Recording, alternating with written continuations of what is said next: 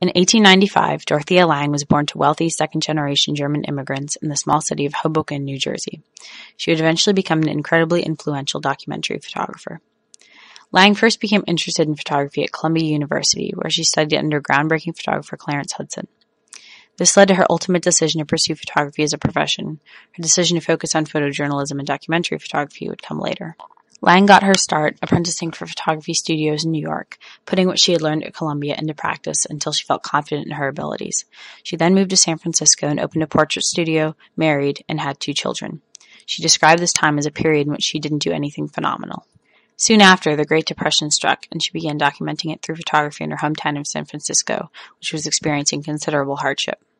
She began to pursue documentary photography. She met Paul Taylor, a professor of economics at Berkeley, and fell in love with him.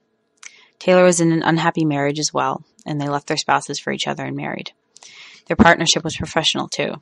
Soon after they married, they joined up with the Farmland Security Association and began to travel across America, documenting the Great Depression with her photos and his statistics. Throughout her life, Lange suffered from the after effects of polio that she contracted as a child.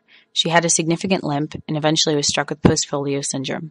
Her younger brother also caused her hardship, as he was reckless in his personal life, and she felt responsible for him. She never let these struggles interfere with her work, and in fact often said that she was inspired by challenge. Lange's most famous photo is Migrant Mother, a portrait she took in 1936 that appears in textbooks all over the country to illustrate the Great Depression. Lange would later say that when she saw the woman, a destitute pea picker named Florence Owens Thompson, it was as if she were drawn by a magnet. She also said that there was a sort of equality about their interaction. After she concluded her work with the FSA, she sought out work with the War Relocation Association, documenting Japanese-American internment camps. The photos she took there were so indicative of the awful treatment that the Japanese experienced that they were impounded and only published by the first time in 2006. Anyone who views them can see why the government didn't want them widely distributed. The Japanese, many of whom were American citizens, were assigned tiny horse stalls to live in, and when they arrived at the camps, they were marched to their quarters in a way disturbingly reminiscent of concentration camps in Nazi Germany.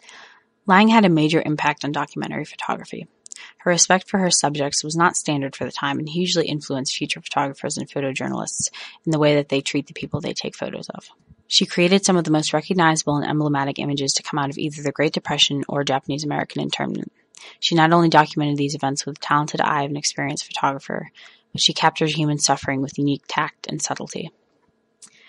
Lange passed away of esophageal cancer on October 11, 1965, leaving behind her husband, children, and her grandchildren. She also left behind an extensive and excellent body of work and a considerable mark on the world of photography.